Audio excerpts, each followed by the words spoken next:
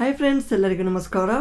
ಕರ್ನಾಟಕ ಲೋಕಸೇವಾ ಆಯೋಗದಿಂದ 14 ಸೆಪ್ಟೆಂಬರ್ 2024ರಂದು ಕಡ್ಡಾಯ ಕನ್ನಡ ಭಾಷಾ ಪರೀಕ್ಷೆಯನ್ನು ಮತ್ತು 15/9/2024ರಿಂದ ಈ ಒಂದು ಗ್ರೂಪ್ ಬಿ ಹುದ್ದೆಗಳ ಸಲುವಾಗಿ ಸ್ಪರ್ಧಾತ್ಮಕ ಪರೀಕ್ಷೆಗಳನ್ನು ಒಂದು ಆಯ್ದ 15 ಜಿಲ್ಲೆಗಳಲ್ಲಿ ನಡೆಸಲಾಗ್ತಿದೆ. ಸೊ ಇಲ್ಲಿ ಎಲ್ಲ ಅಭ್ಯರ್ಥಿಗಳಿಗೆ ಒಂದು ಗೊಂದಲವಿತ್ತು.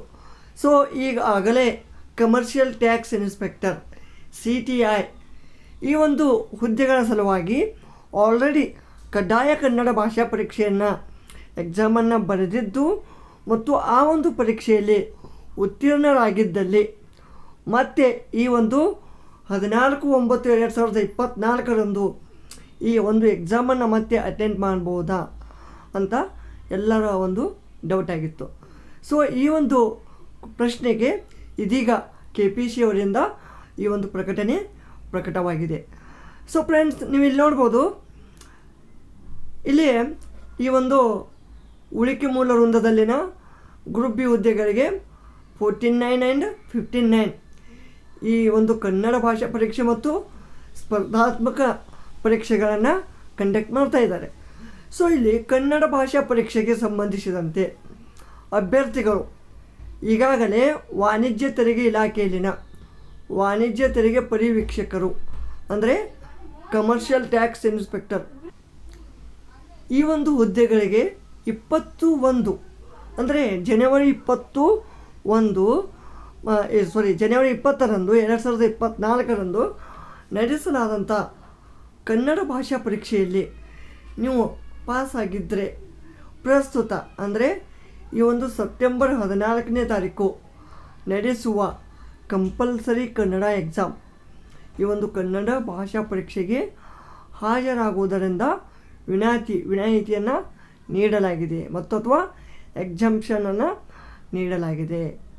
ಸೊ ಆದಾಗ್ಯೂ ಈಗ ನೀವು ನೀವು ಪಾಸ್ ಆಗಿದ್ರೂ ಈ ಒಂದು 14/9/2024ರಂದು ಒಂದು ನಡೆಸುವ ಕನ್ನಡ ಭಾಷಾ ಪರೀಕ್ಷೆಗೆ ನೀವು ಪ್ರೆಸೆಂಟ್ ಹಾಜರಾದಲ್ಲಿ ಆ ಒಂದು ಫಲಿತಾಂಶವನ್ನೇ ಅಂತಿಮವೆಂದು ಪರಿಗಣಿಸಲಾಗುವುದೆಂದು ಈ ಮೂಲಕ ತಿಳಿಸಿದೆ.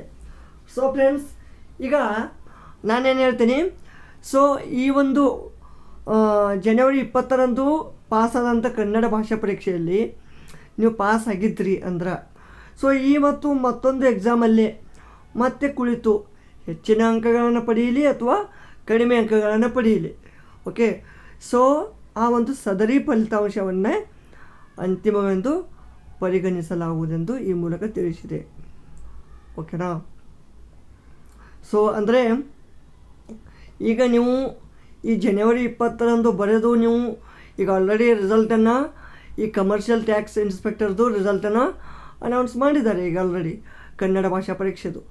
ಸೊ ಅಲ್ಲೇ ನೀವು ನಿಮ್ಮ ಒಂದು ಕ್ವಾಲಿಫೈಡ್ ಕ್ಯಾಂಡಿಡೇಟ್ಸ್ ಲಿಸ್ಟಲ್ಲಿ ನೀವು ಸೆಲೆಕ್ಟ್ ಆಗಿದ್ದರೆ ನೀವು ಈ ಒಂದು ಸೆಪ್ಟೆಂಬರ್ 14ನೇ ತಾರೀಕು ಬರೆಯುವ ಅಗತ್ಯವಿರುವುದಿಲ್ಲ, ಓಕೆನಾ.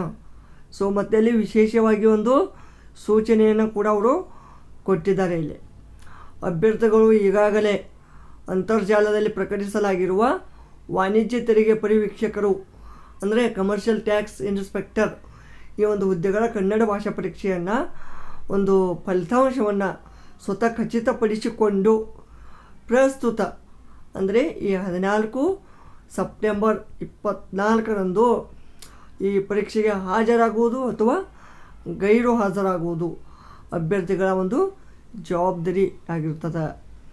ಸೊ ಇಲ್ಲಿ ನಿಮ್ಮ ಒಂದು ರಿಸಲ್ಟನ್ನು ನೋಡಿ ನೀವು ಪಾಸ್ ಆಗಿದ್ದೇ ಆದರೆ ನಿಮ್ಮ ಒಂದು ಇಚ್ಛೆಯ ಮೇರೆಗೆ ನೀವು ಎಕ್ಸಾಮನ್ನು ಕೊಡ್ಬೋದು ಅಥವಾ ಕೊಡದೇ ಇರಬಹುದು. ಬಟ್ ಯಾರು ಉತ್ತೀರ್ಣರಾಗಿಲ್ಲ ಅವರು ಮಸ್ಟ್ ಆ್ಯಂಡ್ ಶುಡ್ ಈ ಒಂದು ಎಕ್ಸಾಮನ್ನು ಅಟೆಂಡ್ ಆಗಿ ಒಂದು ನೆಕ್ಸ್ಟ್ ಸ್ಪರ್ಧಾತ್ಮಕ ಪರೀಕ್ಷೆಗೆ ಕ್ವಾಲಿಫೈ ಆಗಬೇಕು. ಅವರು ಕ್ವಾಲಿಫೈ ಆಗಬೇಕಂದ್ರೇನು, ಈ ಒಂದು ಎಕ್ಸಾಮ್ ಪಾಸ್ ಆದ್ರೇ ಆ ಒಂದು ಸ್ಪರ್ಧಾತ್ಮಕ ಪರೀಕ್ಷೆದು ನಿಮ್ಮ ಒಂದು ರಿಸಲ್ಟನ್ನು ಅವರು ಪರಿಗಣನೆಗೆ ತೆಗೆದುಕೊಳ್ತಾರೆ, ಅರ್ಥ ಆಯ್ತಾ. ಸೊ ಎಲ್ಲರದ್ದು ಇದೇ ಒಂದು ಕ್ವಶನ್ ಇತ್ತು. ಸೊ ಫ್ರೆಂಡ್ಸ್, ಈಗ ಆಲ್ರೆಡಿ ನೀವು ಪಾಸಾಗಿದ್ದರೆ ಮತ್ತೆ ಬರೆಯುವ ಒಂದು ಅವಶ್ಯಕತೆ ಇರುವುದಿಲ್ಲ. ಇಲ್ಲ ನಿಮಗೆ ಮತ್ತೆ ನಿಮ್ಗೆ ಬರೆಯೋದೇ ಇತ್ತಂದ್ರೆ ನಿಮ್ಮ ಒಂದು ಸೆಂಟರ್ ನೇರವಾದ ಸೆಂಟರ್ ಇತ್ತಂದ್ರೆ, ನಿಮಗೆ ಬರೆಯುವ ಒಂದು ಇಚ್ಛೆನೇ ಇತ್ತಂದ್ರೆ ನೀವು ಬರೀಬೋದು. But it is not a mandatory or compulsory. ಯಾರು ಫೇಲ್ ಆಗಿರಿ ಅವ್ರು ಬರೀಲೇಬೇಕು, ಕಂಪಲ್ಸರಿ ಬರೀಲೇಬೇಕು. ಅರ್ಥ ಆಯ್ತಾ? ಸೊ ಇದಿಷ್ಟು ಈ ಒಂದು ಕಡ್ಡಾಯ ಕನ್ನಡ ಭಾಷಾ ಪರೀಕ್ಷೆಯ ಒಂದು ರಿಲೇಟೆಡ್ ಅಪ್ಡೇಟ್ ಆಗಿತ್ತು. ಇದೇ ಥರದ ಒಂದು ಅಪ್ಡೇಟ್ಗಳಿಗಾಗಿ ನಮ್ಮ ಚಾನಲನ್ನು ಸಬ್ಸ್ಕ್ರೈಬ್ ಮಾಡಿ, ಹಾಗೆ ಲೈಕ್ ಮಾಡಿ, ಕಮೆಂಟ್ ಮಾಡಿ, ಹಾಗೂ ನಿಮ್ಮ ಫ್ರೆಂಡ್ಸ್ಗಳಿಗೆ ಶೇರ್ ಮಾಡಿ. ಧನ್ಯವಾದಗಳು.